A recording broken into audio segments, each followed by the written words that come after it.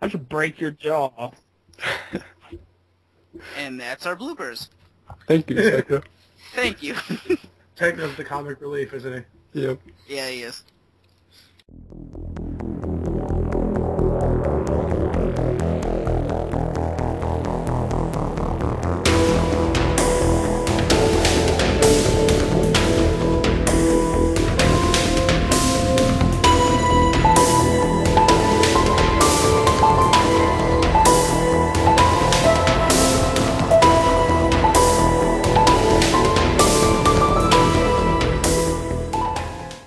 Hey guys, and welcome to another episode of the Press Start Podcast. This is episode 14.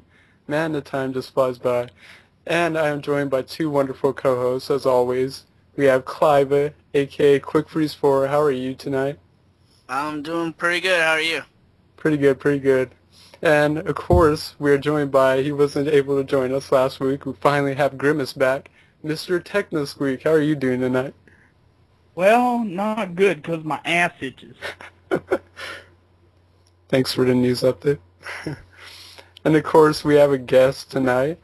We are joined by Jake, aka NeoJake999Gamers. How are you doing tonight?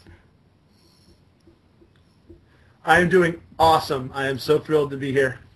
Does your ass hurt? Does it Oh, my itch? balls itch. Awesome. So do mine, like always. Just gotta go down there sometimes. Is this a pants optional podcast? Always. Okay, cool. Just checking. Good. So I'm safe. You're good. So why don't you go ahead and plug your YouTube channel real quick and where our listeners can find you. Our listeners, Dude. your listeners. Yeah. What? Really? Are you done? I got my Mario underpants on. Are you wearing underoos? What the fuck? Thank you, Tucker. All right. Anyway, now that intellectual banter is over, your wonderful listeners can find me on YouTube at NeoJake999Gamer. It's very simple. It's spelled just as it sounds, obviously. I don't know if you guys heard that my dogs are fighting in the background. But yeah, it's a relatively new channel. I started it up this past February. And I originally started it as just kind of a generic game review thing. Originally, the channel was going to be called Yet Another Video Game Show, just because there's nothing new and special about it. But as it went along, I just figured it's a great place to talk about games like you guys do on these podcasts. So not only am I doing game reviews, I'm basically doing discussions. Started with a couple tag videos. I want to do a few responses to some coming up. Everything I'm doing on there is retro because there's so many modern game reviews out there that I don't want to get involved in that, and it's a lot easier to pick up and play and review retro games. Really, the way I started my whole retro thing is when I was a kid, I had the NES and the Genesis. I had the Genesis for quite a while, actually, and all my games got either traded in, sold, given away, whatever the case may be, and I started trying to pick up my collection again. So I'm going through the games that I had and the memories that I had with them. So it's almost a nostalgic feel, Dan. Anyway. I should trademark that. But no, it's... yeah, you should. You trademark the word nostalgia. I'll say reminiscent or something like that. No, but it started as, the reviews were just going to be simple reviews, but then I discovered while I'm doing it, mind you, I'm doing it the no-frills way. I point the camera at the TV, I play the game, I talk a bunch of shit, and that's it. Now, the problem I discovered is it's really hard to play a game and talk at the same time. So my game reviews end up being me playing the game pretty terribly at the same time. So it's like, it's almost thought of, hey, it worked for Steve Benway, so why couldn't it work for me, Yeah, exactly. And at the time that everyone's listening to this, I'm hoping that YouTube is not being donkey balls and will let me upload it. I do have another video coming up real soon. I don't have a whole lot of videos on this channel yet. And it's kind of funny because I don't have a whole lot of videos, and I've got 73 subscribers, I think, at this point, last I checked yesterday. I did have another YouTube channel before this that was just random stuff. I actually mentioned this on the Average Gamer Show a while ago. I had videos of my dogs, and I'm a musician, so I put some of my music stuff up there. And that channel has been up since 2006, and it's only got like 40 subscribers. So like within much less time. I've almost got double the subscribers. So gaming is totally where it's at, and everyone just loves it and eats it up. So that's me in a nutshell, NeoJake999Gamer. So what's your favorite like retro system? Hands down, the Sega Genesis. I love the Genesis. I don't care about anything else. My NES, well actually my NES clone could like catch itself on fire, and my PS3 could like run away to Abu Dhabi or something, and I wouldn't give a shit. As long as I had my Genesis, I'd be happy. I know it's not the best graphically when it comes to 16 bits, but I got the most memories associated with it, and I just think the play controls on it are so much better with the way the controller's set up, and the graphics are just so bright and cheerful. I love the Genesis, man. I cannot express how much. Nice, man. So what's your favorite retro system, Dan? Like, might as well go around. Super Nintendo. And it's kind of the same reason I just have so many memories attached to it. It's what I grew up on playing as a kid. I used to play like Uniracers and Mario Kart, Mario World all the time. And I got Mario RPG. That was an incredible time. And it's just the memories that are attached to it. Like, that's why I'm really happy to still have the original Super Nintendo games that I used to play as a kid. It just makes me happy to play those games. What about you, Clive? Mine is just the original Nintendo. Like, yep. Like that's the first that's the first system like I was exposed to. It was the first system I ever got. How I got the system was a crazy story. I actually got like 10 stitches in my chin, and my chin got me that Nintendo. My Wow. parents felt so bad. So, yeah, that's my favorite system. I still have my original Nintendo since I was like So do I. 10 years old. Yeah, I still have it. It has the colors fading on it, but yeah, it still works. Yeah, I still have my original Super Nintendo. My very first system was the Atari 2600. But I'm the old one of the bunch here, I think so. Yeah, it's kind of weird with me because like people like they see how young I am and it's like really like Super Nintendo, but it's kind of a funny story. I guess I could never have told this to people, but I guess I can explain why I'm so much more retro for my age. Like most people my age grew up with like the 64, like when you think like 20-year-olds and 19-year-olds. But the reason like I'm so retro is because I kind of got hand-me-down systems as a kid because I had an older brother. So like my first system was the Nintendo when my brother got the Super Nintendo. So I got the hand-me-down, the Nintendo, and I was playing that. You know, kind of jealous of the Super Nintendo because it looks so cool. But I had fun with the Nintendo, but didn't have it for too long. But then the PS1 came out, and my brother got the PS1, and then I got passed down the Super Nintendo. So while he's playing like Metal Gear and all that, I'm over there playing Mario Kart and Mario World, and I had that for a while. That's why I consider the Super Nintendo my favorite. It's just because I didn't have the NES for that long, but the Super Nintendo I played for years, and then I finally got a PS1 when my brother got a PS2. So it continued, and then I think I finally caught up to him with the PS2, and I passed him ever since. So it's kind of why I'm more retro. I just got hand-me-down systems, but I loved it. Nice. Retro's the best way to go, though. That's just my opinion, but it's just much more fun. Yeah. I mean, that's the thing about them. All retro games are just so fun to pick up and play. Just enjoy, remember the memories. Yeah. Techno, what's your favorite retro system? It would have to be the Sega Genesis. Good man! I just remember... Yes! My two cousins on my dad's side had one. I was born in 1990, August, and I always, whenever they would come to my grandma's on my dad's side, they would always bring their Genesis, and they had the Model 1 because they're a lot older than me, and I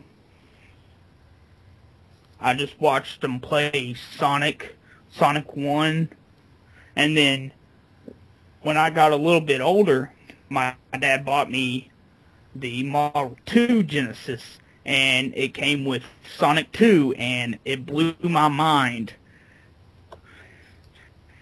So, I mean, it wasn't the first system I played.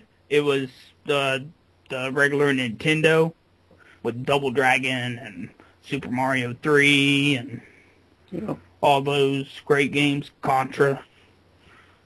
But yeah, Sega Genesis. Cool. Another game I like to play a lot was the Kiko Cubicle and Metroid. Those are my two favorites. Yeah. I had the Ninja Turtle games, so when I was a kid, I was all about those. I had Ninja Turtles 1 and 2. So yeah, I had that one too. A lot. And I had Contra, of course. What's that flying game? I forgot the name of it now. Not Top Gun, but the other one. Flying game? It's got like a weird kind of like grid style. God damn it. Captain Skyhawk? Yeah, it's Captain Skyhawk, thank you. That was a good one. Yeah, I used to have that, but it was such a pain in the ass trying to fly the plane through like the little rectangle. But it was a fun game. It was terrible. Yeah, it was a fun game. I remember that when I had the NES. I had Mario Brothers and Duck Hunt, of course, with the gun. That was fun. Yeah. I used to play the second Ninja Turtles game.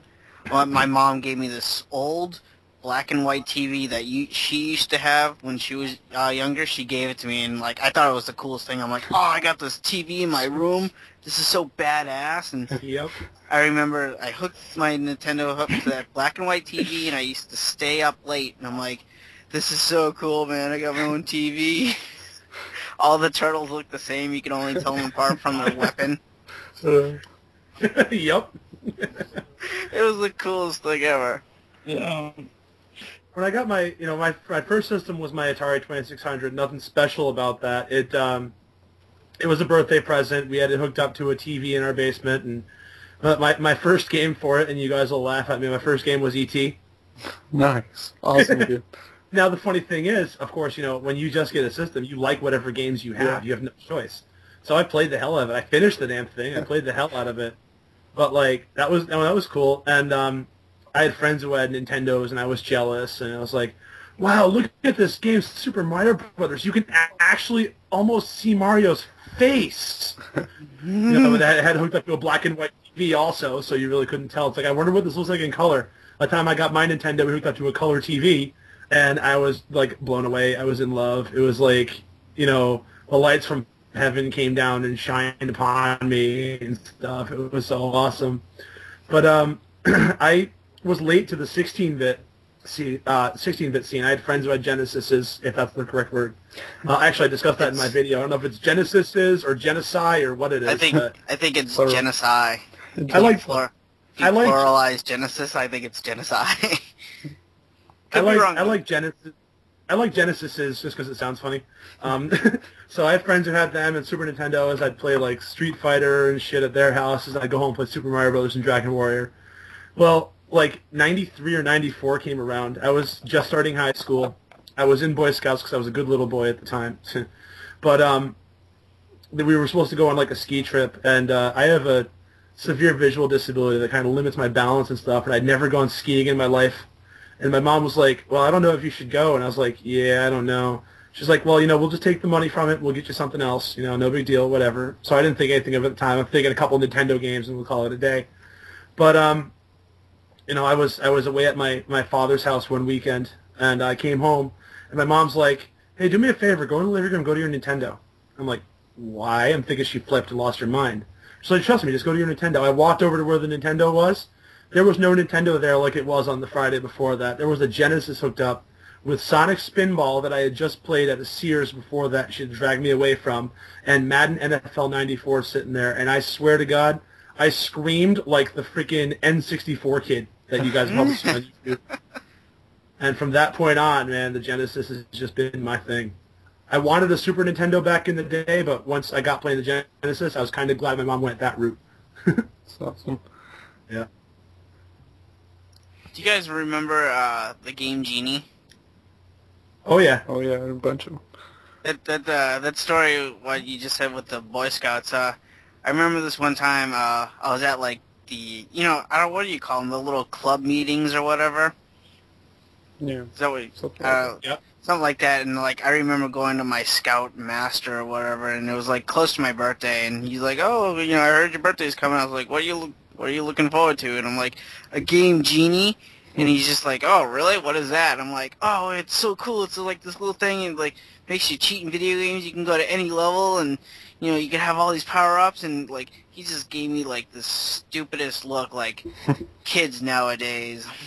I was like so excited, but he just gave me this like dirty look. I swear. He's like, "Go outside" or something. I don't know.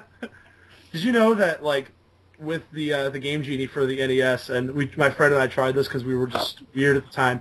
If you took two Game Genies and stuck them together, you could actually enter twice the amount of codes. Really?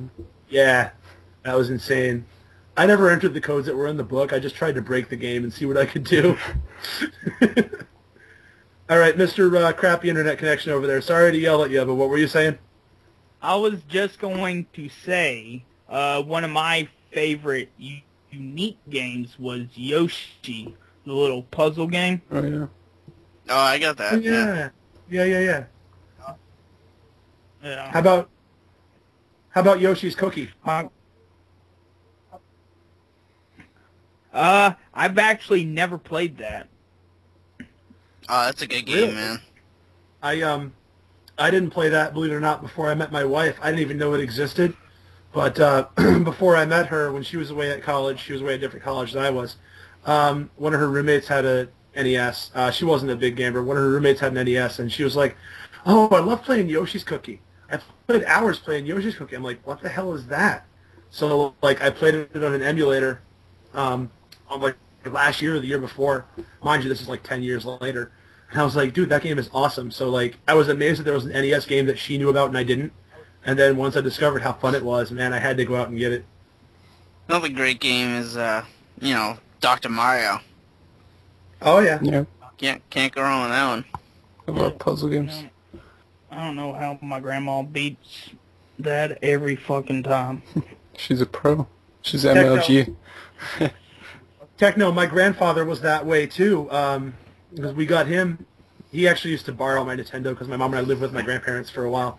But when he had retired from work, we bought him his own Nintendo, and he got Dr. Mario, and he could like get past like level 24 without even thinking. That was awesome. Yeah. I remember me and my dad used to play Wrecking Crew. Nice. I could never get my parents into gaming, no matter how hard I tried. Yeah, like mine never really played games either, except when they were like puzzle games. And like Wrecking Crew is kind of a puzzle because if you destroy the different things in the like a wrong way, then you're screwed. You gotta like start all over. Yeah. But yeah, my dad used to play that with me, Duck Hunt, and Tetris a lot. So anyway,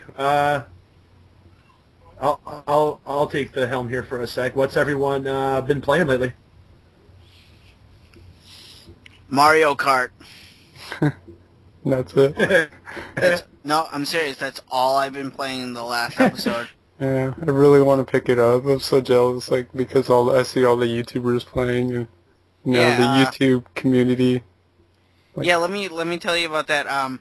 Recently, Holly Hadouken, aka Dog in My Lens, she created this YouTube community for the Mario Kart 7 on the 3DS, and it's a blast. I was actually just playing it before we recorded. I was playing with Tony Yippee, Pete Dorr, Mike Sinister Moon, Holly, and a bunch of other YouTubers. And whoever's listening to this podcast, if you want to join the YouTube community on that game, I'll give you the password right here. Let me just pull it up really quick. It's 45152991393258. You enter that, and you can join the YouTube community on that game. It's great. It's growing really fast. Right now, Pete Dorr is killing everybody. I'm looking at the Cool. at the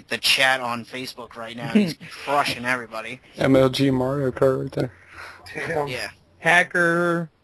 Hacks. No, serious, man. I was just playing with him, and he's getting, like, first place, like, every race. I'm like, wow. But, yeah, like, Dan and Derek, if you haven't picked it up yet, dude, definitely pick it up. It's awesome. Yeah, probably pick it up soon. But that's all I've been playing, man. What have you been playing, Jake? Oh hell, I've been playing games. I've been playing a lot of games. Nothing, excuse me, nothing new. Most of what I've been playing is kind of old. Some retro, some not. On the PS3, I was fortunate enough to get a few PlayStation Network games that I didn't have to pay for. My cousin allowed me to use his PlayStation Network account and download some of the games that he had, which is pretty sweet. First and foremost, and I cannot express enough about this game because of as much of a nerdy fanboy as I am. Excuse me. But Back to the Future, the Telltale games, Back to the Future. Have you guys heard about it or played it? That's the one for the PS3, or? Yeah, it's on the PS3 and the 360, downloadable. Yeah, I've heard of that. There's nothing really fancy about it. And I mean, Steam. oh, it's on Steam too? Yeah. Nice. Well, anyway, if you guys are fans of the movies like I am, like I said, I'm a nerdy fanboy. It's like the best movie series of all time for me. Definitely check it out because it's not too involved or difficult a game. It's, there's nothing fancy about it, nothing difficult. It's a point-and-click type adventure. You're obviously Marty McFly walking around. You got to click on different things. There's different choices for dialogue with different characters. Mind you, the story is completely linear, but the different dialogue you choose will get you farther along quicker, or you could pick up on certain points because there is a lot of fan service to the Back to the Future fans like myself. But spoiler-free way of doing the story basically is, it's after the third movie. The DeLorean is back. I won't explain how because it's part of the story. But the DeLorean is back, and you end up traveling back in time. And, of course, when you travel back in time, you screw up the entire timeline. And in this game, you screw up the entire timeline, I'm not kidding you, like 7 or 8 times. It's 5 separate episodes. When it was originally released, it was released every couple of months. But, of course, now it's all together. I don't know how much it actually is. Like I said, I didn't have to pay for it. But I think it's something like $20 for all 5 episodes.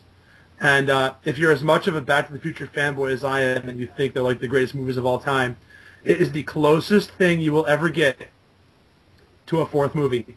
So I really, really, really suggest checking it out, if anything, just for that. But yeah, it's cool. Aside from that, got a few of the PlayStation 1 classics that were on there. Crash Bandicoot 1, 2, and 3. I forgot how amazing those games are and how amazing they were at the time. In my opinion, aside from the original Super Mario Brothers, they have probably the tightest platforming controls of any game ever made. But yeah, they're cool. They're fun. I still think that Crash 3, Crash Warped, is the best of the bunch. I don't know how you guys feel about those games, but I've never really been a big platform fan myself, but I'm starting to get back into them, so I'm going back and playing these games I've lost interest in. And I also got Medieval, which I remember way back in the day playing a demo of, and it's almost like just a primitive hack and slash. Oh, yeah. What, Medieval? Yes. I love it. I'm not very far into it, but it's really fun. I mean, there really hasn't been a game like that since. Yeah, there's hack and slashes and stuff, but it's amusing. That's all I can say. I did also download. You guys may laugh at me or sneer at me for this one. I have never in my life played Castlevania Symphony of the Night. Neither have I. Neither have I. I tried to play it really? on Xbox Cool. Live. I'm not the only one. That's awesome. Yeah. But No, I've been wanting to pick up the one with the one that's on the PSP, but I haven't. Yeah. see, that's originally why my cousin let me log into his account, because I told him I never played it. So I downloaded it, and it's sitting on my PS3, and I still have not played it because of the other stuff I've been doing. I went straight through Back to the Future, so that took most of my time. But yeah, going back even farther, I know, like I said, I played a lot of games. I had gaming ADD the past couple of weeks. I've been playing a lot on my Genesis. I've been doing just a couple games on there, and they're really the standard two that I always go back to for some reason. No matter what I'm playing on Genesis, these two I always go back to. It's Madden NFL 94. I know that sports games get a bad rap, and I've discussed this myself a lot, but I love the old Genesis sports games. They're like pure retro sports goodness. Techno, I know that you're a Genesis fan, so what are your thoughts on the old sports games? Are you a sports games fan at all? Only on the Genesis. Good man. That's cool. Yeah, one of my favorite sports games. I do like the Blitz. Yeah. Oh, Blitz is cool. My thoughts on Blitz. My thoughts on Blitz are, well, one of my favorite games of all time is the original Tecmo Bowl for NES. So, like, my thoughts on Blitz are, if Tecmo Bowl and Madden had a baby, that baby grew up and rebelled against its parents, there's Blitz. But yeah, on top of that also, I've also been playing WWF WrestleMania, the arcade game on Genesis, which was Acclaim and Midway, of all people, doing it together. And it's seriously like the old school WWF meets Mortal Kombat, because there's actual like projectile attacks in this game. Yeah. I mean, you could use the Undertaker, and you could have like, I always loved using the Undertaker in it. You have like you can like shoot little demons out like Hadouken fireballs. It's amazing. I have that game on Super Nintendo. I used to play it a lot. It's fun as hell, isn't it? Yeah, it's just arcadey fighting game. It's really fun. You don't even need to be a wrestling fan to play it. Yeah. I am going to do a review of it on my channel soon, but I am absolutely fucking terrible at it. So it's going to take me a while. I mean, I know, like I said, I'm playing them badly on there now, but I don't want to be that bad. You know, I don't want to look like a total noob. And, wait, there's more. I know you guys are sick of hearing me talk already. On the PC, I am not a PC gamer. I could care less about PC games. But, you know, the casual games are always fun. And there's been, a lot of hype a couple years ago, up until recently, actually, about Plants vs. Zombies. This computer that I have right now had a demo of it that I played for a while. When the demo ended, of course, I had to go out and get it. So I've been playing a lot of Plants vs. Zombies. If you guys haven't checked that out, or any listeners haven't checked that out, it's very simple to learn to play, but very tough to master. Basically, you got zombies coming at you at one side of the screen. You plant your plants at the other side to like shoot them and kill them before they go into your house and eat your brains. It's an interesting concept, but it's ridiculously fun to play. And last but most certainly not least, I'll clump all these together on the PC through like Big Fish Games and places like that, and I think there's some on Steam also. There's a lot of old school 16-bit style turn-based RPGs. I just downloaded and started playing Cthulhu Saves the World. Have you guys heard about that one? Yes. I've heard about it. I never played it though. I bought Breath of Death 7 on the Xbox Live Indie Arcade for $1. I actually downloaded that one too, and I have not played it yet. Yeah, it's a double pack, but I've been wanting to get Cthulhu Saves the World. I've heard of it. It's great. I mean, I've only played a little bit, and there's a lot of humor in it. Like, the narrator is telling the story, and Cthulhu is interrupting the narrator throughout it. It's hilarious. Like, Cthulhu has lost his powers, but he does not know how to get them back. In order to get them back, he's got to become a hero instead. And then Cthulhu's like, haha, narrator, I heard you. You know, like, then like the narrator's telling you what to do, and you can save anywhere in the game, and Cthulhu's like, save anywhere? What the hell is this, an FPS? You know, it's just, it's real funny. Yeah. There's another one. Another one I got. Now, I hate to admit how I got this. I kind of pirated a few games. There's a series out there called Aviond, Aveyyond. Apparently, it's not that well known a series. I don't know if you guys have heard of that. Dan, you're kind of an RPG person, right? Yep, definitely. Yeah, well, if you want, I can actually even give you the link as to where I got them. I obviously won't advertise it on here because I don't want any FBI agents to shut anybody down or to come after me. Shit, I think there was a knock at the door. Anyway, No. Yeah, if I suddenly get dragged off kicking and screaming, you'll know why. But I've got downloaded one, and I downloaded this a while ago and never got to play it, called Avion 3 Lord of Twilight. It's done in a very old school 16-bit Final Fantasy style. It looks beautiful.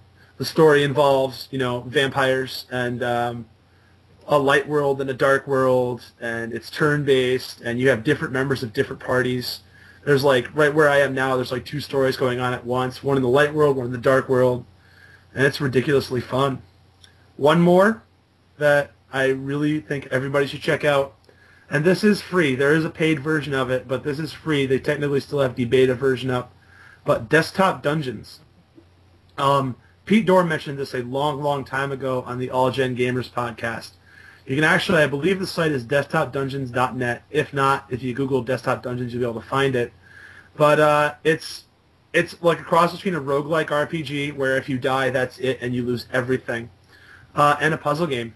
It gives you a randomly generated dungeon.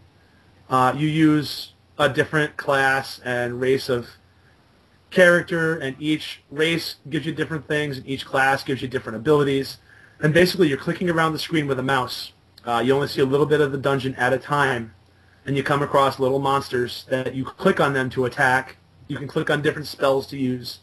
Every time you click on one for attacking, it shows you estimated if you're going to be safe or be dead or finish the monster off. And there's a lot of puzzle in it because sometimes you get blocked by a bunch of monsters that you can't beat with just attacking. You have to figure out what spells to use and not use all of your magic. Your magic and health regenerate as you move around, but without using all of it and dying. If you do die in it, you can start again, obviously in a new random dungeon, but you keep all of your gold that you have. You don't keep anything else, you just keep your gold, because there's little shops throughout it that you can pick up different items. And like I said, you do lose all of that stuff. So if you pick up a great item that raises your attack by 5 or your defense by 10, it's great in that dungeon, but if you beat the boss in that dungeon or if you die, that item is gone. So it's a lot of risk versus reward also. It's a very simple game. Very, very simple, but it's real fun to sit down and play for 10 minutes at a time. But yeah, Desktop Dungeons, definitely one to check out. And with that, I am officially done. Yay! Sounds good. Yeah, just call me Pete Dorr. Now that Back to the Future game, I actually want that. It's on. You can get it as a disc. Yeah, it's a hard copy. You can get it as a disc. It's 360 only. I don't have a 360 right now, but my wife and I want to get one probably after the holidays. And I'm going to get that because, first of all, I'm a Back to the Future nerd. And second of all, I want it because I want the easy achievement points. No, it's on the PS3 too. Is it really? Yep. You can go on Amazon.com and you can see it's on the PS3. Oh, nice. I didn't know that. So, yeah, that's one game I definitely want to get myself. Are you a Back to the Future fan? Yep. Awesome. And I'm going to pass this off to Grimace.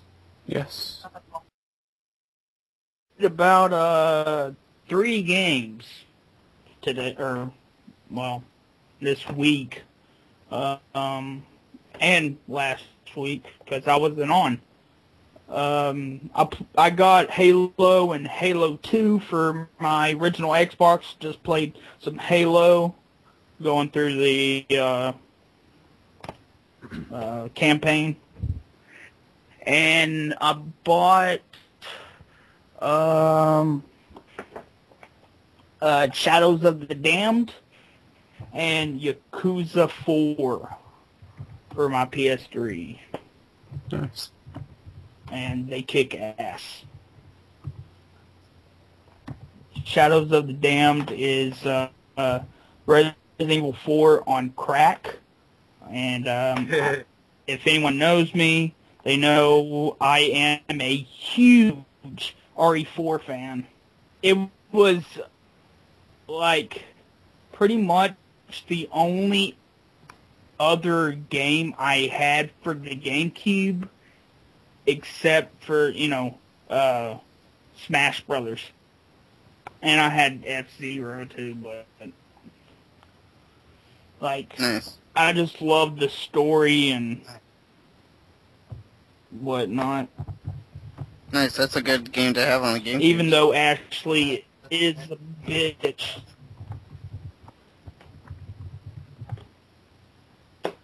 And, all I've been doing is, me and my stepbrother, I bought, Yu Yu Hakusho seasons 1 and 2, and I finished, season 1 yesterday,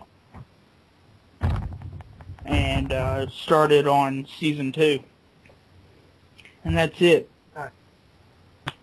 I guess I'll go since I'll just wrap this up. I didn't really play much this week from when we recorded last Sunday, and it's finals week in college, so I really haven't had any free time. But I did play a little bit more Half-Life 2 on Steam, and a little bit Terraria on Steam, and that's it. That's it for me. Alright, news time is now. Okay, so Netflix on your 360. Everyone loves it because you could, you know, have party mode. Well, now you can't. It happened on the 6th. There was an update that wiped out party mode. Some Metro / Future of TV update. That's what it says. You know, it doesn't work with these apps or something like that Microsoft said. I'll just read what Microsoft has said. The new app platform on Xbox does not support the video party mode feature at this time, so it will not be available in any existing app partners that have updated their app and any of the new Xbox app partners. But this feature will be available still for example, B-Sky B in the UK and others. So probably not here in the US.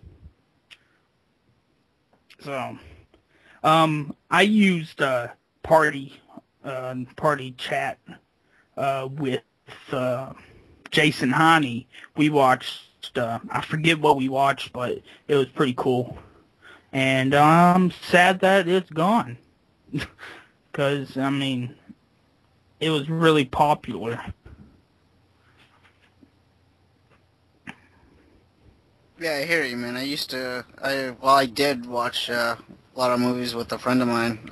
We watched, like, Mystery Science Theater a lot, so if that's gone, that kind of sucks. Yeah. That's just Yeah. That's something I was looking forward to when I got a 360, being able to do that. That sucks.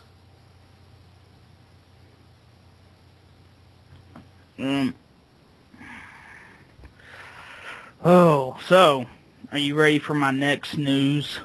We are, dear sir. Yes. Damn turtle show. Yes, okay, so this is a rumor. What the hell? Turtle shells, there's a problem. He's not playing Mario Kart Okay. right now. He's not. I'm on the last race. Don't worry, I'll stop. Okay, Alright, do you want me to just wait continue. till you get done? Go. I'm go. done. Go, You're go. good. Next, you. I'm sorry. Okay. Go, now. Okay, this is just a rumor, but report says the next Dead Rising stars a mechanic and deals with illegal immigration. The new the new guy, the mechanic is called Rick. I was like, from Splatterhouse? You know, Yeah. I was dreaming. But yeah, this will be in California, and where a bomb has been set to destroy a town overrun by a zombie outbreak, and Rick is trying to restore a plane and escape before everything goes boom. And there's a character named Red who leads an underground group of illegals, which are infected people that aren't registered by the government, and that's all it says. It sounds like it might be interesting, like if this is some rogue group or something. I don't know. I'm reaching here, but I don't know. Yeah, sounds weird. I mean, it might cause a lot of debate when it comes out. They keep it like that. Any more news, Techno? I got one that's kind of news. Go for it. Yep, go for it. Well, it's more of a release announcement, I guess you could say. The January 2012 cover of Game Informer is going to have this.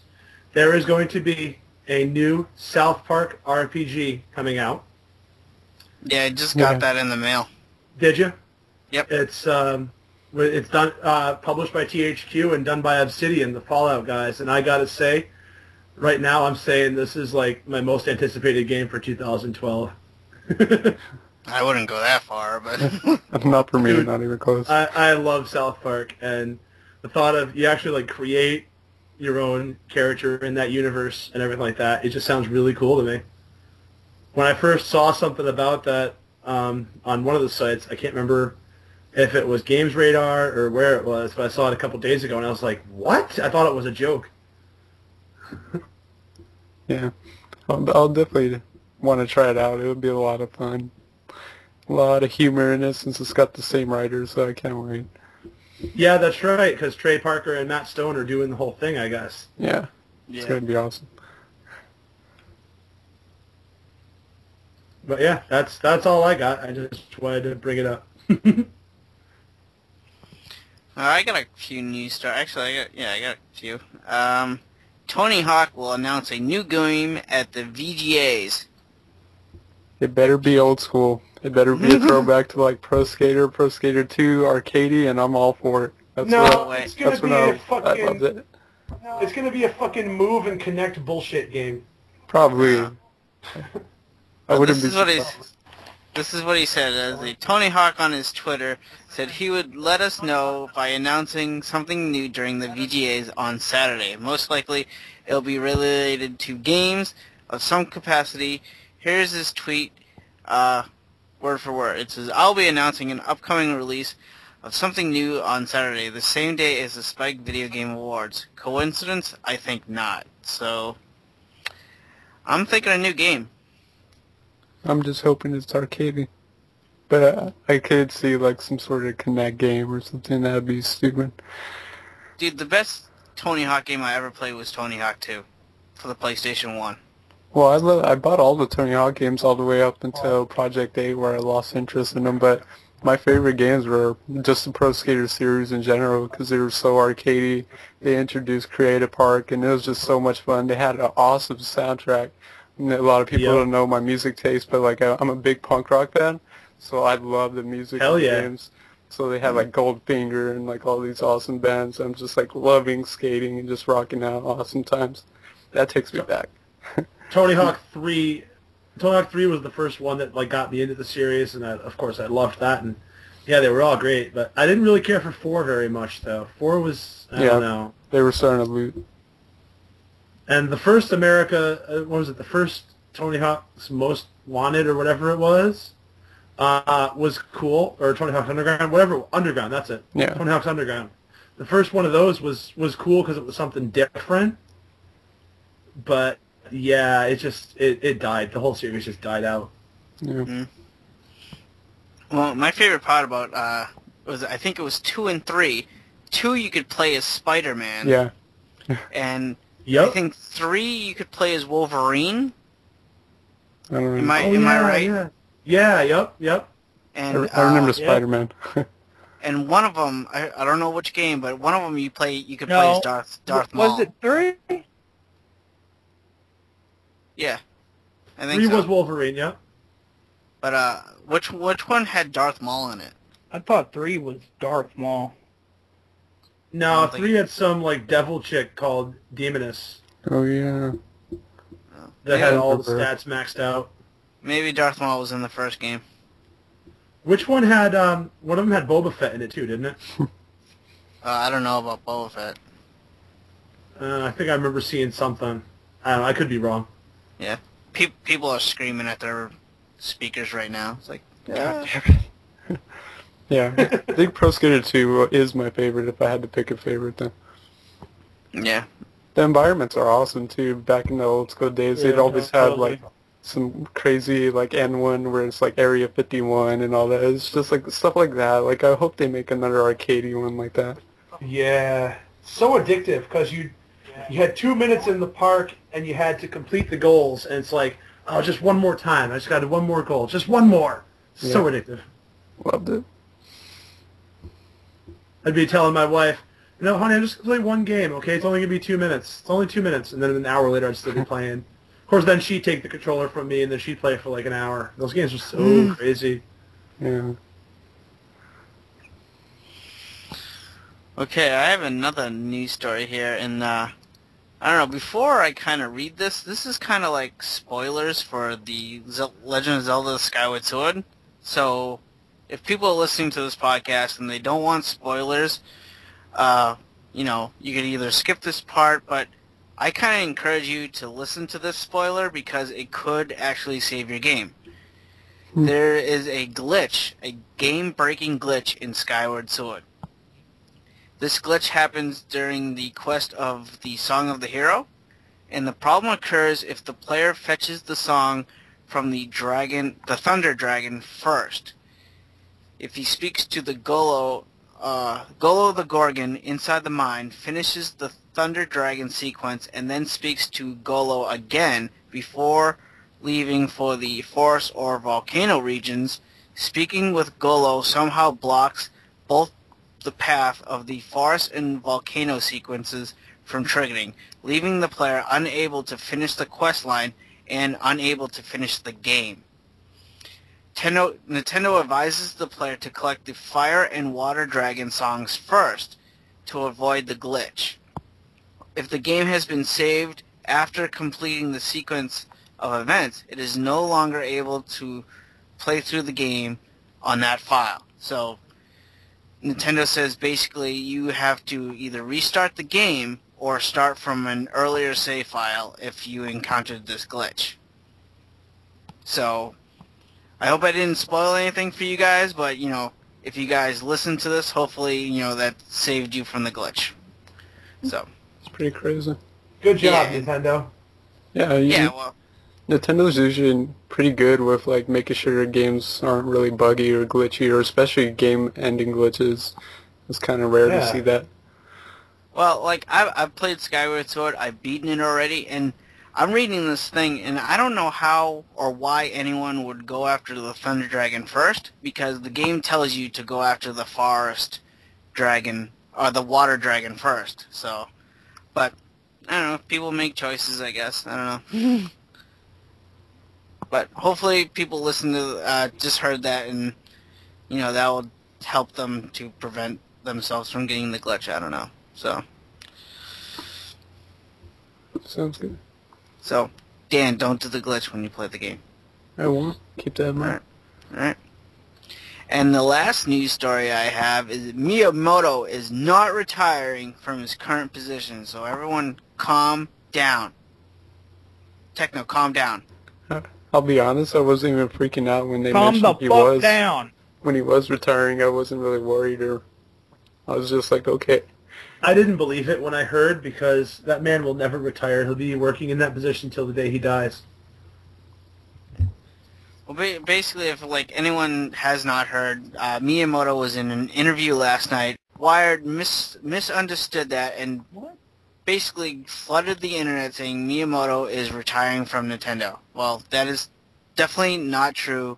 So, you know, everyone calm down. Basically, what he wants to do is he will continue to be the driving force of Nintendo's development efforts in discussing his priorities at Nintendo in the news media. Miyamoto explains how he is encouraging the younger developers of the company to take a more initiative and more responsibility for developing software.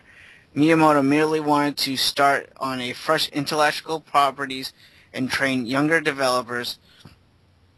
So that was basically the whole thing. And Wired took that and ran with it. Not really. That's what it said in the article that I read from Wired. It just said, I think what blew it out of proportion is people saw retire. Everyone just said Miyamoto retires, but they didn't specify it. So it was just like he's retiring from his position, kind of. Like he's not retiring completely from Nintendo. He's not gone by any means. But no, he's just working on smaller things. Yeah, that's exactly what it read in the article. So.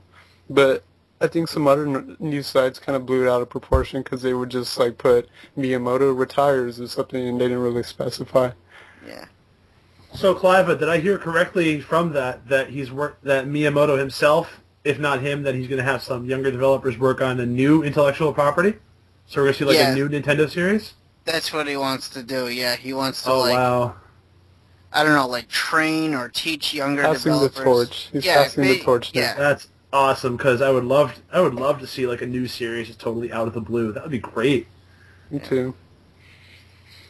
So he's still with Nintendo. Everyone rejoice. Yay! Yay! And that's it for news. No, that's all I got one. All right, go for it.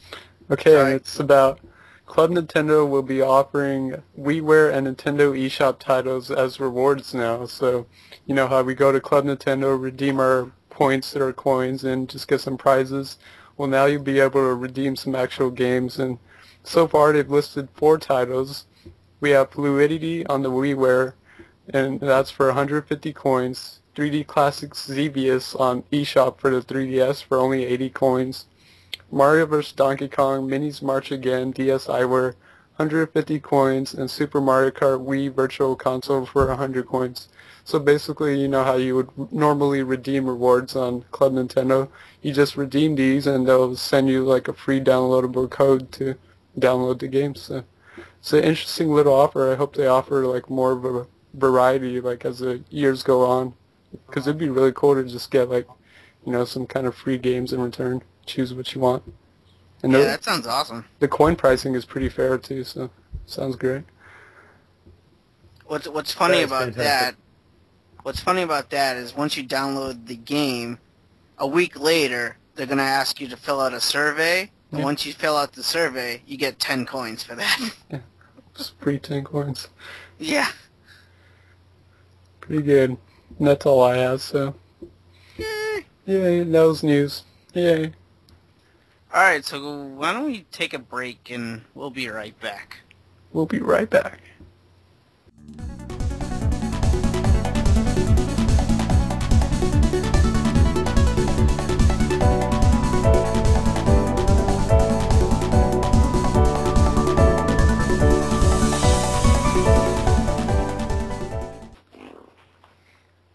I got a new system, and you guys have to guess it. A Japanese system. PC Engine. Yeah, I was kind of thinking that too. Famicom? Nope, Yeah, already has that. Super Famicom? No. The toilet peeing game? You already got it. I already have it. No, I wish. No, I got a Sharp Twin Famicom. Nice. Nice. How'd you get it? Like, where'd you get it? It comes with Mario. eBay. Oh, cool. Oh God. It comes with Mario, Mario 2, and Super Mario 3. Nice, dude. And I saw the price was $125, and then I didn't look at the shipping. Okay. Techno, was this shipping from Japan? I just say buy it now. Yes. Ouch. 7. That hurts. Do you guys want to guess how much I had to pay for shipping? 50. I'm guessing like 75 to 100. Clive took my answer. 5 up from 75. 80. Oh. So 80. Good old Japan. International shipping. They just put in that new thing where if it's coming from another country, it's gonna come a lot. Cause like where I work with a lot of Japanese people, and they tell me this stuff all the time. It's like if you buy stuff from Japan, it's gonna cost you twice as much as it used to, or like what it was like a year ago or something. Yeah, I heard something like that.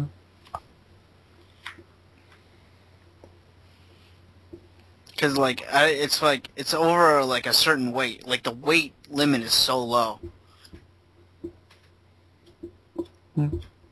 Definitely a cool system, though. Yeah, definitely got to do a review on it, Techno. I would love to see that. Yeah, unbox it when you get the package or whatever. Oh, yeah, I will.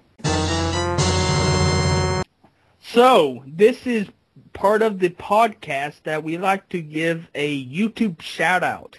And this episode, we'd like to shout out AlphaOmegaSin. He is a badass as fuck. And, yeah, you should go subscribe to him if you are not already, because that's a sin if you're not, because he's awesome. You could say and that's an Omega rant about shit that's stupid. Omega Sin. Yeah, that is an Omega Sin. He likes to rant about stupid shit going on, and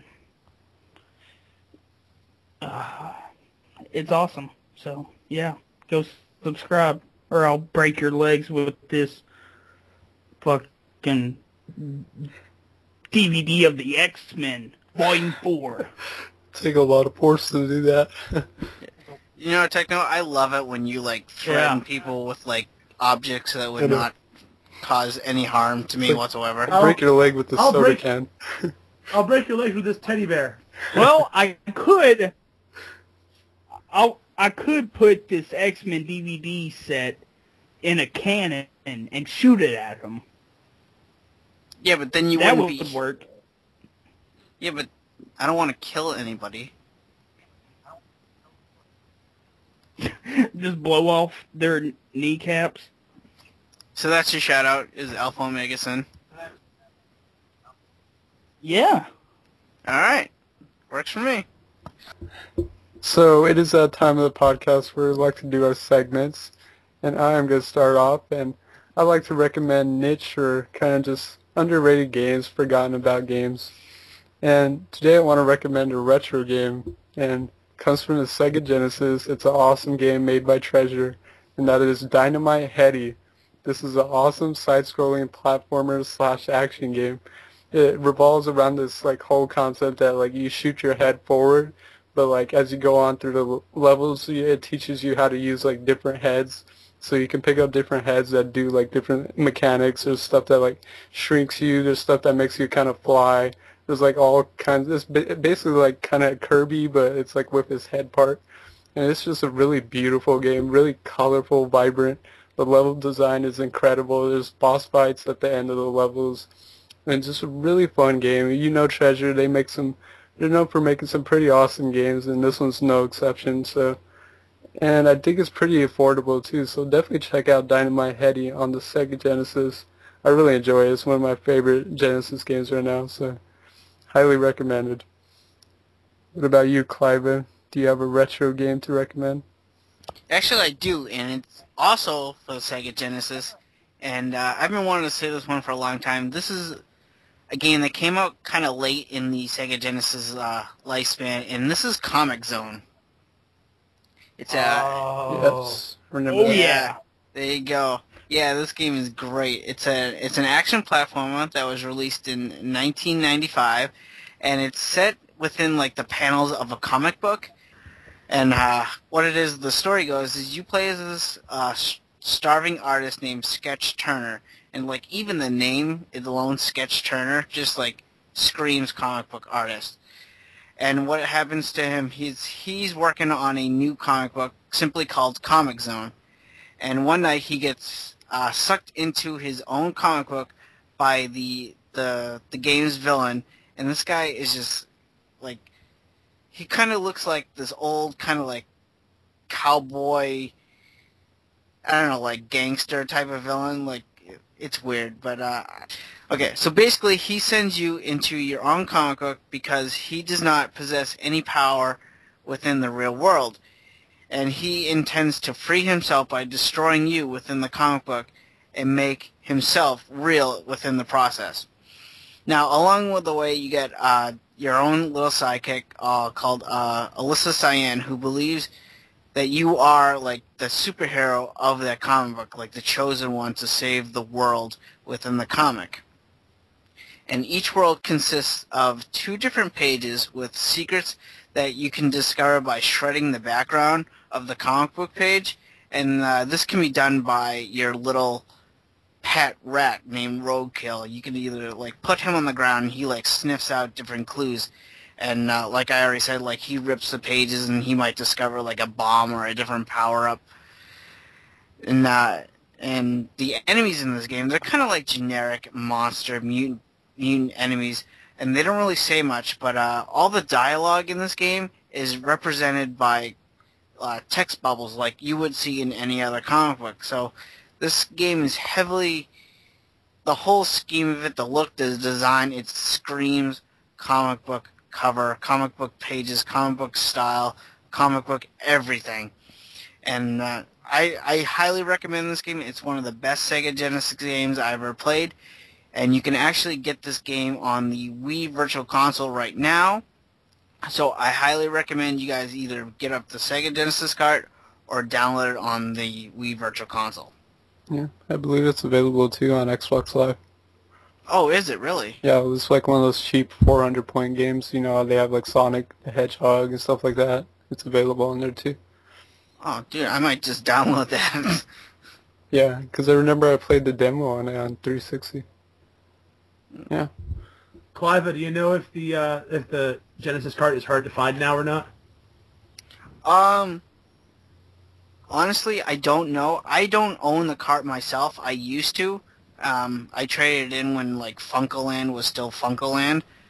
It's not too bad. It's like maybe $6 around there, $6 to $8 really? for a used copy. Oh, that's awesome. Yeah. You're looking at it right now? Yeah. It's somewhat funny. easy. It's got like one of the most convoluted stories ever, but it's also one of the most brilliant stories ever. Yeah. Yeah, Dude, I'm looking at a Sega Mega Drive import for Comic Zone, $250. Ouch. The regular Genesis ones, loose cards around $8 to $10. It looks like some of the cheapest ones are like $10. Not too bad. I'm seeing only Mega Drive ones. Oh, this one comes with the soundtrack. Shit. Well, at the top of the list, if you type in Comic Zone, it should show like an option, 31 items available, something like that. Yeah. It bundles that, so you click on new, use, and it shows you those for the Genesis. Yeah. That's how eBay changed that, and I kind of don't like that, but whatever. Yeah, I don't either. But yeah. So, Techno, what exactly is pissing you off this week? Oh, I got a good one for this week. God. Pisses me off. I'm going to start a little story, okay? All through the land, all the old people were out driving. And Techno gets off work around 5 o'clock. And I get to the turning lane to get onto the interstate to drive here to my house. And across from the interstate is McDonald's. And, well, an old lady coming out of McDonald's saw me. And, well, I stopped. I was trying to pull up to get in line to turn, but I stopped, and there was still space in my in front of me. So the old lady, or should I say old bitch, decides to go anyways, because she sees me, I guess, I don't know, and hits me in the front and fucked up my fender. And, well, I was so fucking pissed whenever that happened. I backed up, to get out and say, hey, you alright or whatever? And when I backed up, she fucking drives off. And I was so pissed, my mind was on, my whole mind is just said, fuck, all at the same time. So, I didn't call the police like I should have, but, it's not as bad as what I thought it would be, but it still pisses me the fuck off. So that's my story. So you got your ass kicked by an old lady. Some bullshit. Some bullshit.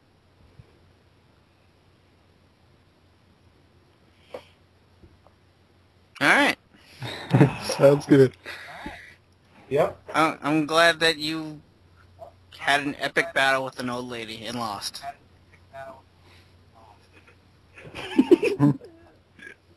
Oh my god. Question time! That was great. That was horrible. I love it. Man, go fuck yourself. Ooh. Oh, look, I got off the square again. Alright, well, our first question comes from Daniel Torres, and he asks, what video game could you not stop playing?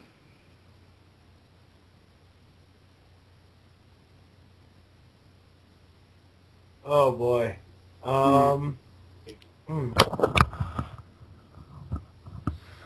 What video game could you not stop playing? I think we all have too many to answer that, don't we? Yeah. Yeah, it's kind of a... thinking of a lot right now. It's kind of a hard question. Okay, I got two that I can go with real quick, though. I can go with Madden 94 for Genesis and Little Big Planet on PS3. Just because the game's so freaking addictive.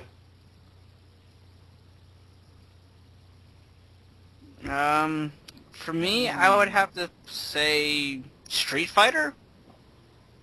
Like, I've been playing Street Fighter ever since I was, 12 years old. So I would have to say Street Fighter. Nice. The series, I mean, not just one game. Yeah, the series counts as a whole. That's cool. Well, for me, I was definitely, when I started Tales of Vesperia, I was literally playing it for at least 6 to 8 hours a day on a daily basis. I didn't want to stop playing. There would always be something in the story that kept pushing it forward, and it's oh, I'll just play another hour, and next thing I know, it's midnight, I'm still playing the game. I was addicted, and I beat that game pretty fast because I was playing 6 to 8 hours on a daily basis, and I just freaking love that game.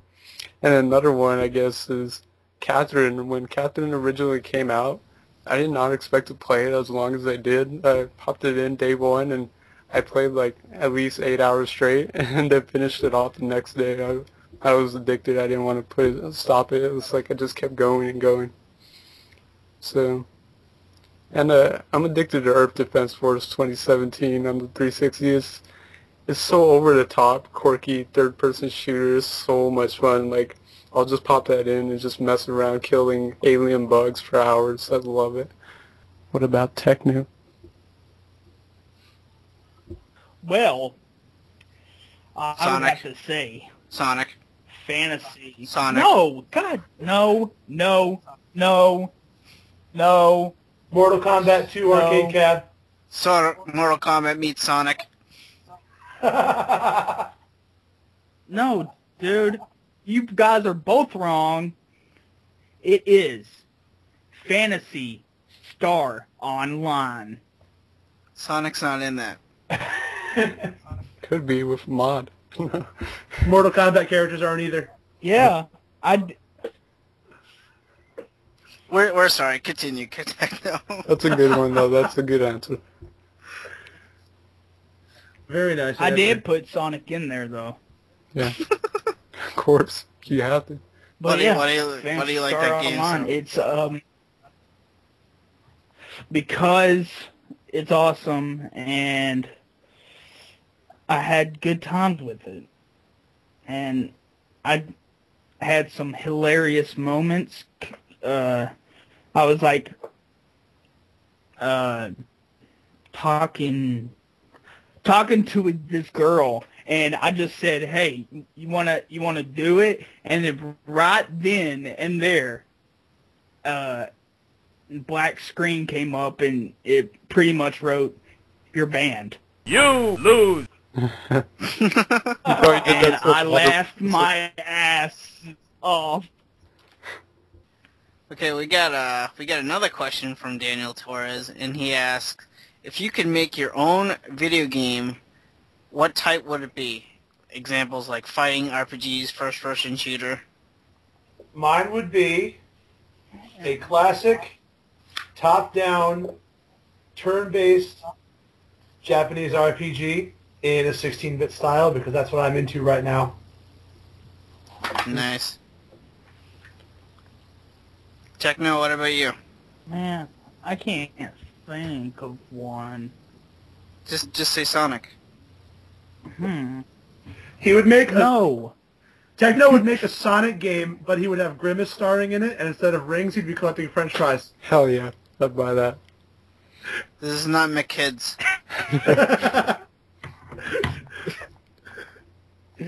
Oh, what would I make? Probably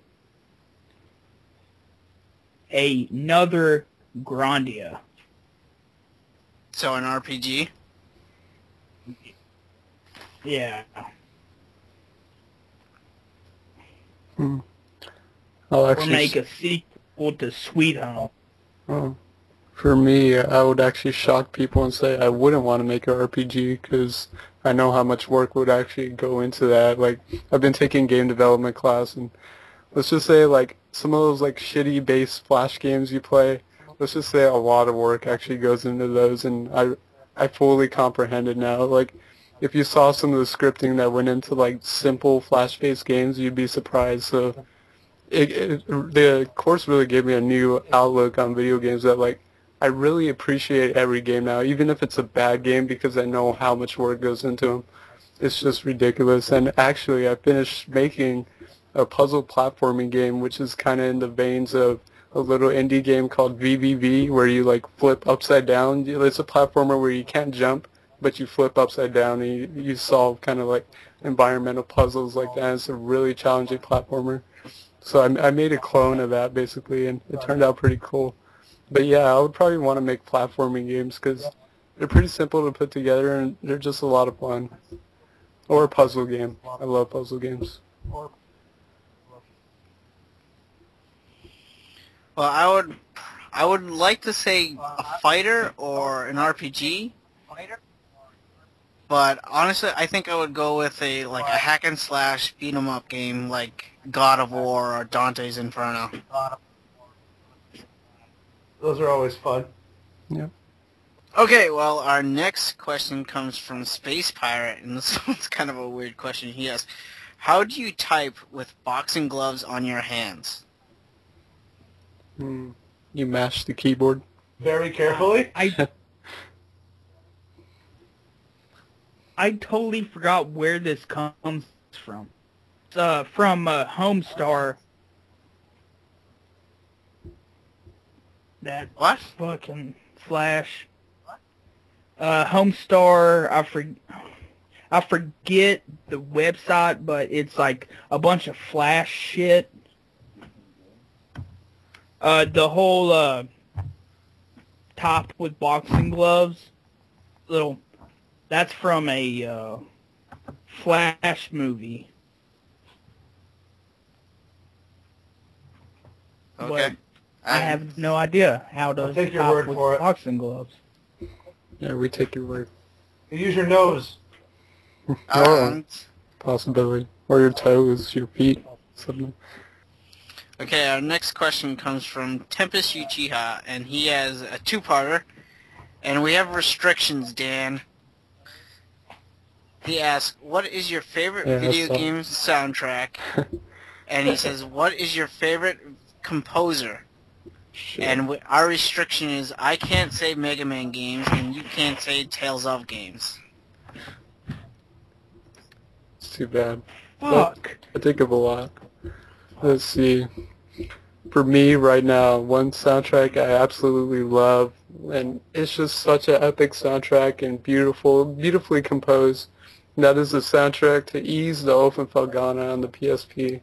It's an amazing soundtrack. There's a lot of beautiful music, but then there's a lot of like epic battle music, and I just love the music in that game.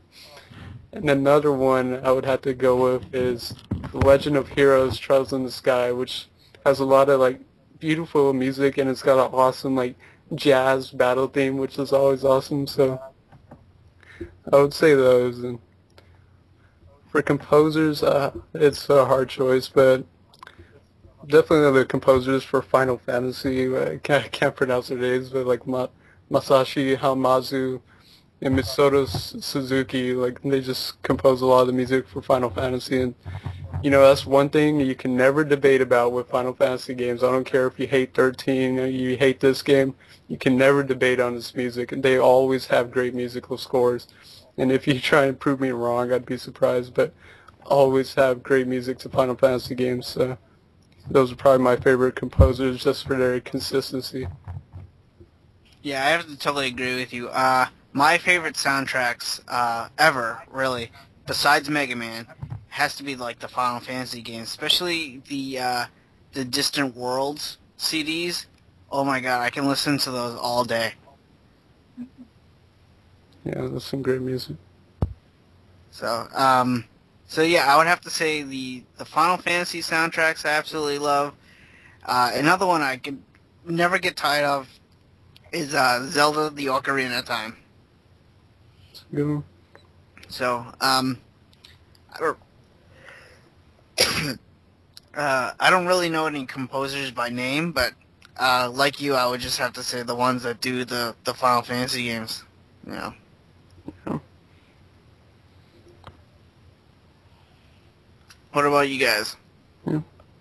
Well, I actually saw this question posted on Facebook earlier, and it took me a while to come up with one, but I got two that I could think of off the top of my head. The Heavy Rain soundtrack, like, they're not the, most amazing pieces of music, but the music itself just fits the game so perfectly. I mean, it's almost like watching an episode of, like, Law & Order and the ambient music in the background of it. I actually downloaded the soundtrack a while ago and just love listening to it over and over again, but could have something to do with the fact that Heavy Rain is like one of my favorite games of all time. The other one, and people kind of laugh at me for this, but the music's just kind of campy and fun, almost like in a Radio Disney little kids way, is the music from Little Big Planet. All the songs are just so different, and some of them kind of have elements of like decent jazz music and stuff in them, and like J-pop type of music. But as for composers, I'm with you guys in saying that the Final Fantasy composer or composers, and also this is going to kill me, and someone's going to scream at the speakers right now, because I was just listening to a podcast where this guy's name was mentioned, but the composer for the Dragon Quest series. I cannot for the life of me remember the name, and it was just heard it. But yeah, that's them. Yeah, those Little Big Planet soundtracks are really good. Actually, I have them on my iPod. Yep. Yeah. They're awesome. Sure, we could all go on and on about good music from video games. What about techno? What about you, Techno? Sonic. And Sonic. Yeah, that's one of them. Sonic 3 and Knuckles. I know every single song by heart. But one of the guys that from Crush 40 that does guitar for when he started on Sonic Adventure for the Dreamcast and GameCube, he does the guitar, and he's part of Crush 40 is the band name. He did part of Sonic 3 and Knuckles.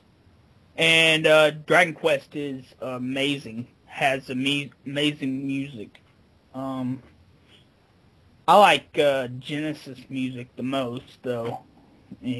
Games on this Genesis, like Shinobi 3, Road Rash, Rocket Knight Adventures, Streets of Rage. Oh my God, Streets of Rage.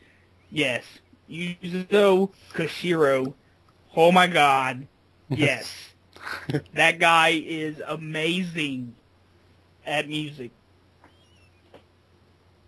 Hey Dan, how about we mentioned it earlier, Tony Hawk Pro Skater 2 soundtrack. That's true. I never thought of that. Like I yeah. keep thinking like unlicensed music, but that's true. I probably owe my love for like the type of music I like to Tony Hawk games, and like they just had awesome punk rock and some pretty good like unknown hip hop artists. So just listening to like Goldfinger, Bouncing Souls, like all these awesome punk bands, and it really made me. That was about the time where like I really wasn't listening to music actively, and I was playing the Tony Hawk games like constantly. So I'm just sitting there and starting to just like love this music, and now it kind of leads me to where I am, and I just love music in general. But yeah, definitely those original Pro Skaters had some rocking soundtracks. I was thinking the soundtrack to Road Rash 3D on the PS1. Actually, it had some obscure tracks by bands like Sugar Ray and Smash Mouth. Had a lot of other California, I guess, punk scene groups on it. Had some Kid Rock tunes from before he became famous. It's awesome, and actually it's widely available. Like it was on CD all over the place, and you can find it on eBay. And Dan, you actually, if you haven't played that game, I really recommend trying to at least find the soundtrack. Yes. Well, Oh, you know what's a good one that I just can't remembered is the soundtrack to Chrono Cross for the PlayStation 1. That is an incredible soundtrack. Hey, I got simply one. look. Okay. Killer Cut CD from Killer Oh, hell yes. Instinct 1. Oh hell yes, Some epic music there. that's awesome. I've never actually heard that one before. Should definitely check it out. Oh, yeah. It's good. The cool thing about that one is, not to promote pirating again, but that one's like widely available for free everywhere. I don't know if Rare or whoever doesn't care about it anymore, but like there's no copyright restriction on that, so you can actually find a torrent of that, Clive. I mean, even if you're not a fan of Killer Instinct, you should definitely get the Killer Cuts. Alright, yeah. Maybe I'll probably download it tonight after the podcast. Wait, what about the soundtrack to Pong? I mean, come on. Oh my god, that thing is awesome. That's my favorite soundtrack, hands down. I could just listen to that for 10 hours straight. Oh yeah. Some great music. Or then like Super Pong that had like the little bumpers on the side, and if the ball got stuck in there, it went doot doot doot doot doot doot doot doot doot doot doot doot doot doot doot doot till you turn the thing off. I love that. Oh, you know what's another good one? Is Portal. Yeah, especially the ending credits song that they made for that. That's an incredible song. That's like one of my favorite songs. Yeah, same here. I Yeah. love that song. Was it? I forget when shortly after Portal 2 was released, that soundtrack became free. I didn't know that. Yeah, Oh, wow. yeah. Portal 2 is amazing soundtrack. Yeah. But definitely. Anything from, like, for me, too, from the 16-bit era, just, like, because it has a really distinct sound to it. Like, all those games, it's just, I love those kind of music from that era. This question is from Vidium, and he asks, what is the game that is so hard to finish that once you did finish it, your hands couldn't stop shaking? That's a good one. I can't think of any that are so hard that I was shaking when I finished it, but there were a few that, like, over the years, I was so excited that I was going to get to the end of it that I was shaking, and then, like, shaking for, like, a half hour afterwards. And the one that still sticks in my head is, we're going way back here to when I finished it in, I believe, 1991. The original Dragon Warrior on NES. I knew I was getting close to the end, and I'm going through, the dungeon to get to the lowest level of the Dragon Lord's castle, and I started shaking and shaking and shaking. I get to the battle, I'm shaking, I'm shaking, I'm shaking. I beat the first form of the Dragon Lord, he turns into the dragon, I start sweating. By the time I finished it, I was like, I was drenched in sweat, and I was shaking, and I was young at the time. My mom wanted me to go to bed, and I could not sleep. I was shaking that much. I was so excited. See, I'm trying to think of one. See, the one that keeps popping in my head is recently the Dragon Quest IX, the last boss. When I finally beat him, like, I wasn't shaking, but I was just in that, like, oh my god, I just totally kicked the crap out of that guy. Like, I can't believe I just beat him. This is amazing. So, oh, you know what's I just came to mind is Mega Man 9. Actually, I tried to do one of the achievements in that game is to try to beat the game without dying once, and I actually did, and I did get that achievement, and it took me close to 5 hours to do that. And when I finally beat the game without dying once, I couldn't believe it. Like, I literally wanted to. I went to my brother's room. I'm like, we have to celebrate, and he's like, what are you talking about? I'm like, I just beat Mega Man 9 without dying. So yeah, that's my answer. Mega Man 9 without dying. I was shaking. For me, I would have to say, and I mentioned it before, but the indie game VVV, it is an extremely hard platformer, and oh man, I thought I'd honestly never clear the final level, but literally I just sat there, it took me hours and about, like, probably hundreds of deaths, but I finally beat that game, and it felt like such a good feeling, because that game kind of is like a homage to really, like, 8-bit games where they're like really simple but extremely challenging, and that's like what keeps you coming back to the game. And I was so excited to beat that game. It was one of the hardest games I've played in a long time.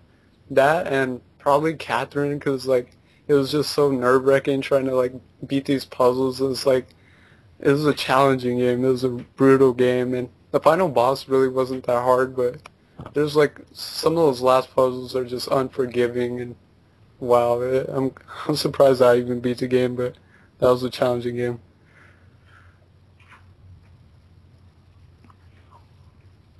Yeah. What about you, Techno? Yeah. Well, one game I played and was shaking when I played was Dare Live Extreme Beach Volleyball. That had me shaking somewhere Wink. somewhere down there. Oh, I'm sure you were shaking your hand all right. You perverted bastard. Oh, okay. Is that your real answer? Truthful. No. My real answer is Contra for the Nintendo. That's a good one. Yeah, I know it's not the hardest game.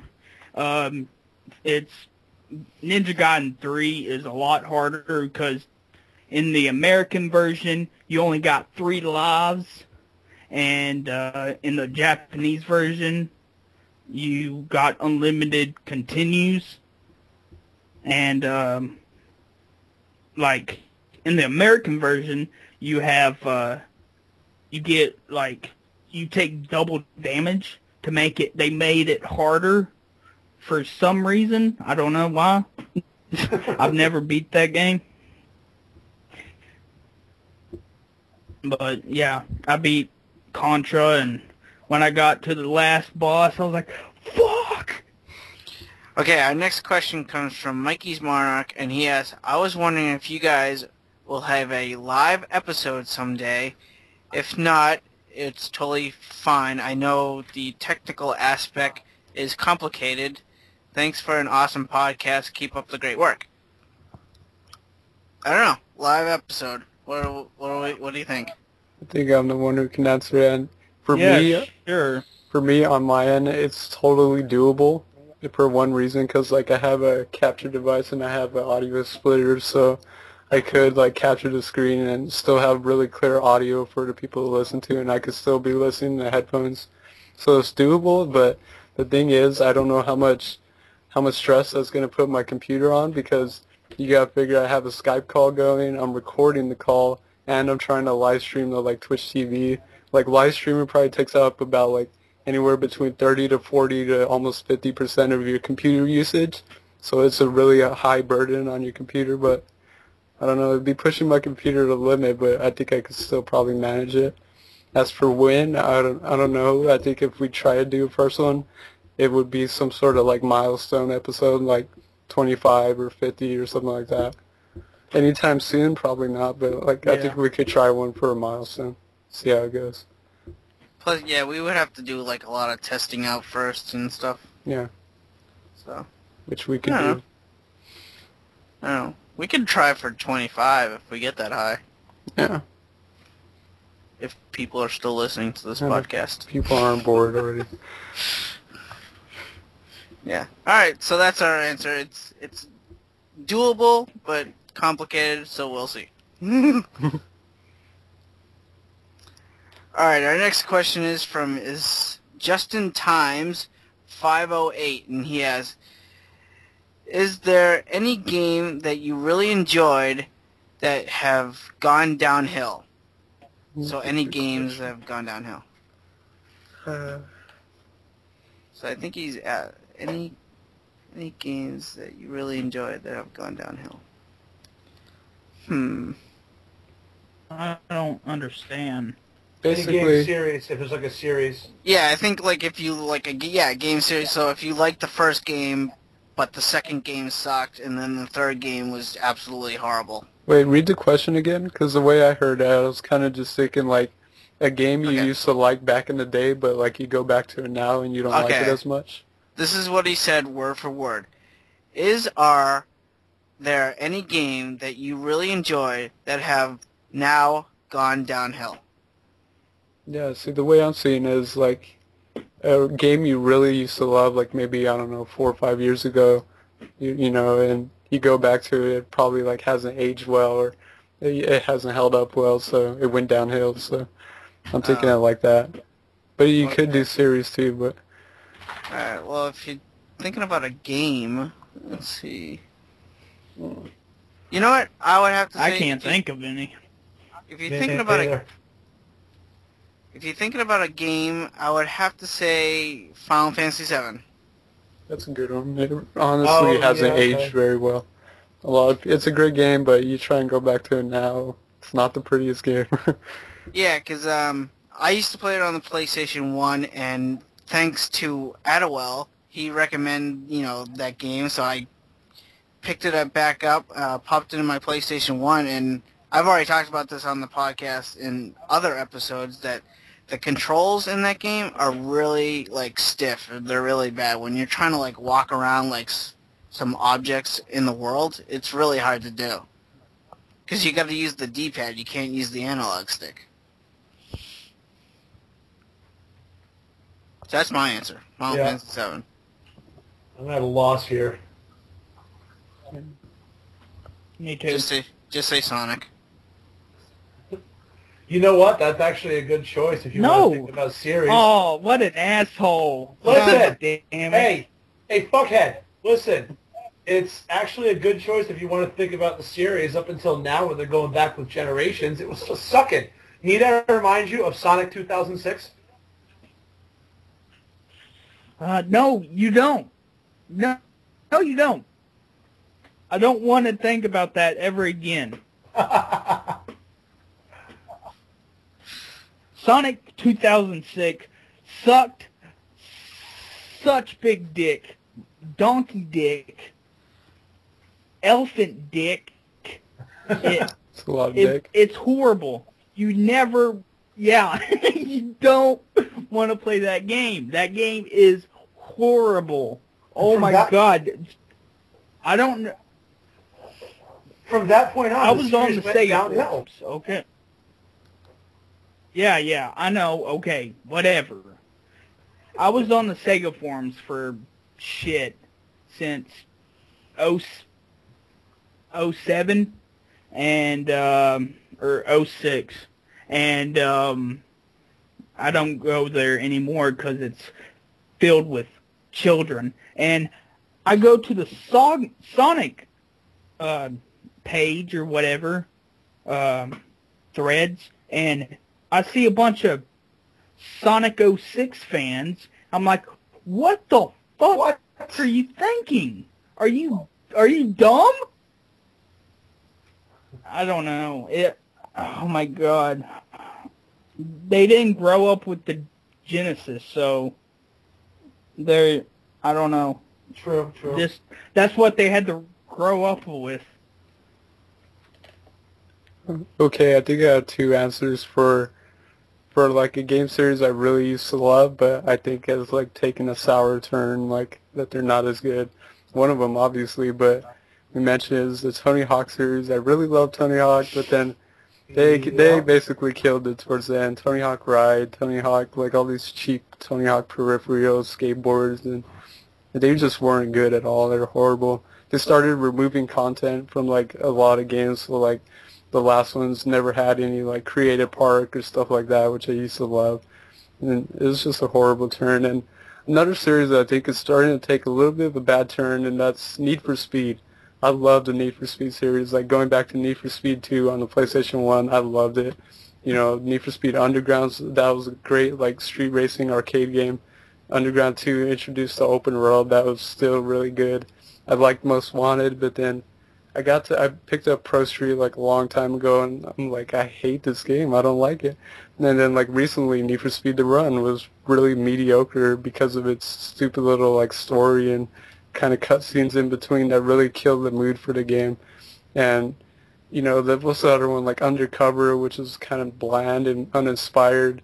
The Shift games are kind of still like Pro Street, and they're just really uninspired. And all these new Need for Speed games are just starting to feel really uninspired, with the exception of the only good one, I think, and that's the Hot Pursuit, because that wasn't made by the same Need for Speed team. It was made by the Burnout teams, but Criterion Games, so they made probably the best Need for Speed game for the modern generation. So that series is going downhill pretty fast, I guess you could say. Nice. I'll have to go with your answer of Tony Hawk, because that really got me thinking about that when we were just talking about it, and I agree 100%. I mean, I could repeat everything you just said, honestly, and that's pretty much it. I mean, for games that haven't aged well, there's probably a lot of PlayStation 1 titles that really have not, that we thought were phenomenal when they first came out, and now we're looking back like, ew. But I think that's just because of the way everything looks nowadays. I can't think of anything in particular, so I just have to stick with that answer. Virtua Fighter 1. Yep, that's a good one.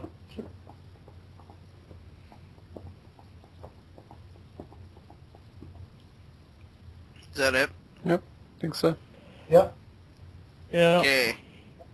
Next question comes from Don Raiden, and this one's just for Jake. Alright. Yes, how Oh, sexy is my beard? Okay, first of all, that's totally fucking Cody for saying that. That is totally him. And I gotta say that is the sexiest beard I have ever seen in my life. No beard that I have had is ever compared to it. and it keeps me up at night thinking about just how sexy that beard is. Yeah. So, yeah. Just want Except to... for, wait, when Techno grows his beard Yeah. out, you might have a battle for sexiness of beards. That's true. Just dream about stroking that beard. That's right. And Techno's beard's going to have all those French fry crumbs in it and everything. Oh, that's going to be awesome. You guys are gonna give me nightmares. Yeah.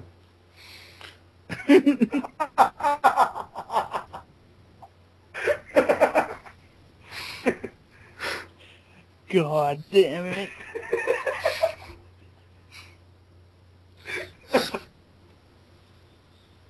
Alright, so that's your answer, man. Your beard is indeed sexy.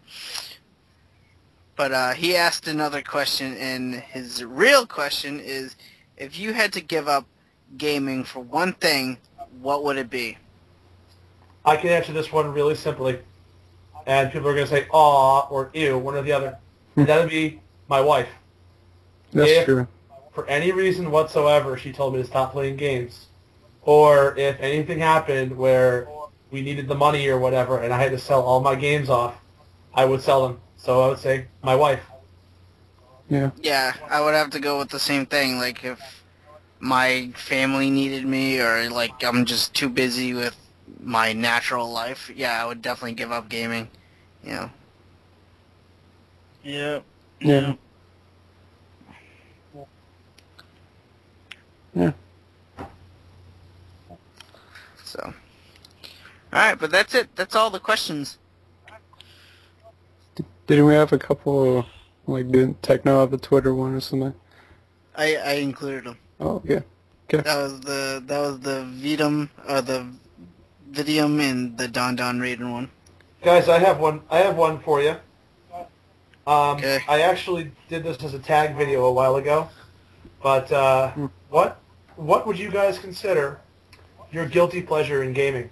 Be that a game that's, you know, viewed as crap that you really like to play, a game that you're ashamed to like, you know, if it's like a chick game or something, or a kid's game and you enjoy playing it, what would you consider your guilty pleasure in gaming? Is this gonna be another episode where I get laughed at? My Little Pony, Dude, the I will fighting give game. you, listen, I don't know if you guys saw my video. Did you see the ones that I mentioned? You go first and then I'll mention them again. No. Alright, well, let's see. Guilty pleasure. Oh, I got it. I played the Hannah Montana game for the Xbox 360 and got a perfect achievement score. What's up? MLG right there. Oh, yeah. Nice. That damn video. Oh, yeah. It's a good one. Next. Yeah. I don't know. I guess for a guilty pleasure, just because, like, they associate it as, like, kind of a weird game to play, and, like, a lot of females like to play it in general, but I do like the Sims games. Like, I do like to sit there and just mess around in the Sims. It's a lot of fun. I guess That's awesome. that's my guilty pleasure. I just like to kind of dick around in there. That's you know, cool. especially like SimCity too. It's really cool. All right. You Techno. Oh, I'm sorry. Techno, you go first, and then I'll mention mine again if you guys didn't see the video. Okay. I have to agree with you, Dan. But another one would be, like I already said, Dead or Alive Extreme Beach Volleyball. Oh, yeah. Or Dead or Alive Extreme. Just those on the 360. Nice. Some quality Alright. games right there. Well, if you guys haven't seen the video, and you've already laughed at me once if you did see it, and you're ashamed of admitting what you liked, you won't be as ashamed now, but I'm going to start easy. I had a few that I mentioned.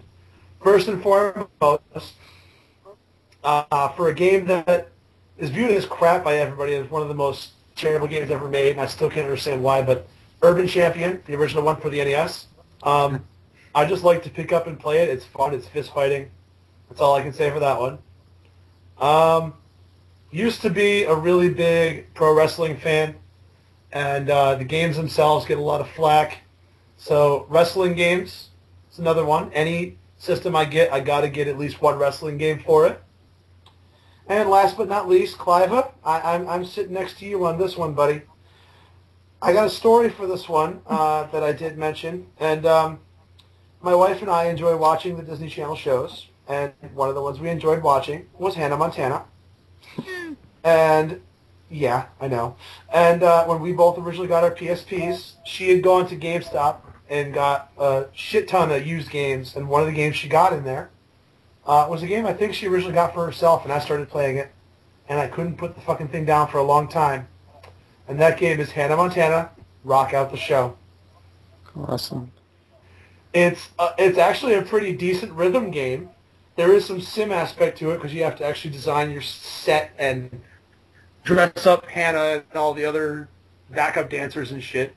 But yeah, that's it. So Clive, move over, buddy. I'm right next to you. Mine was the 360 one, though. I don't know about this PSP one. You're going to have to check it out?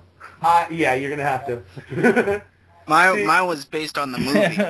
See, I tried the movie one for the PS3 and I hated it, so I didn't even bother.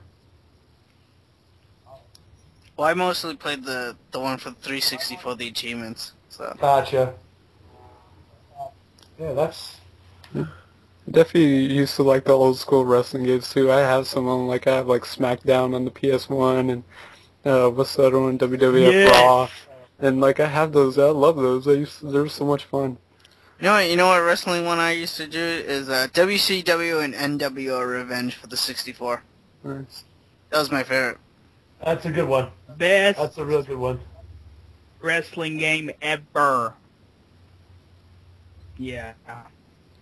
And WWF No Mercy, which was just WCW NWO Revenge, but with WWF wrestlers. Yep. Same controls and everything. Yeah. It's probably a game that hasn't aged well yet, either all like the wrestlers or like blocks and shit.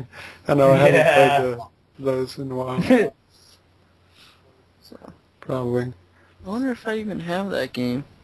I don't know, I have to look.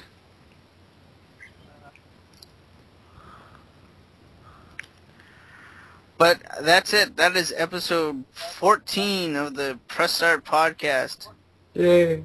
Yay! Everyone celebrate. Yay. Celebrate. Yay! Woohoo! My pants are off. Techno, you didn't say yay. Dude. Yay! There you go. Alright, well, we like to thank Jake for being on the podcast. Thank you for having me. This is like the most fun I've had in weeks with my clothes on. Awesome. Yeah, no, this is fantastic. Thank you guys so much for having me on, and I'm honored. And if y'all ever want to have me on again, feel free to ask. No problem, man. Why don't you go ahead and you plug your YouTube channel again? All right, YouTube channel is NeoJake999Gamer. I'll just find it on there. You can even search for NeoJake999Gamer and it pops up. But yeah, you can find me on there. If you want to follow me on Twitter, I don't do a whole lot of game-related stuff on Twitter, but I do occasionally.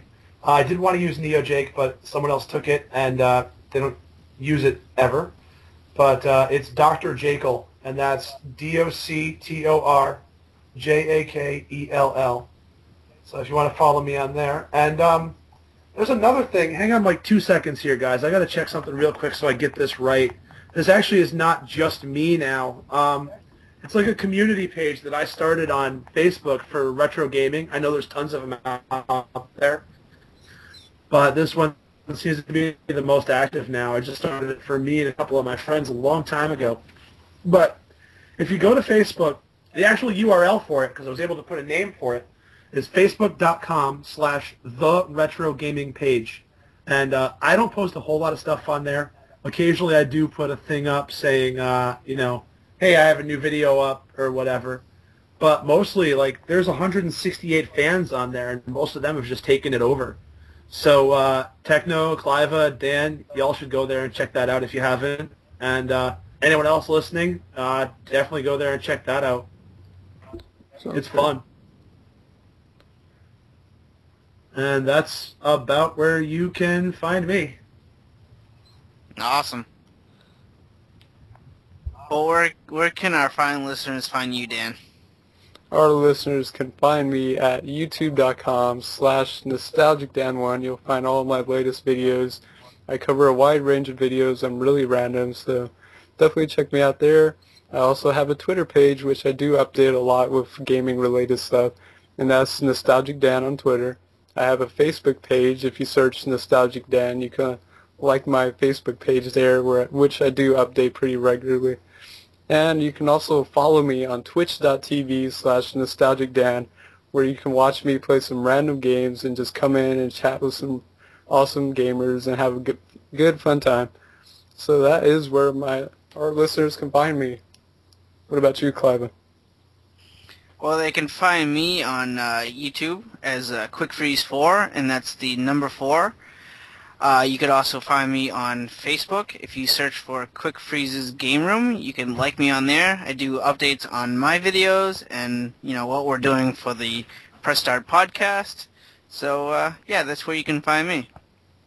What about you, Techno? Where can they find you? Well, they can find me at youtube.com/MrTechnosqueek. It's 2 E's, not E and an A, like most people would think. And I'm on Twitter.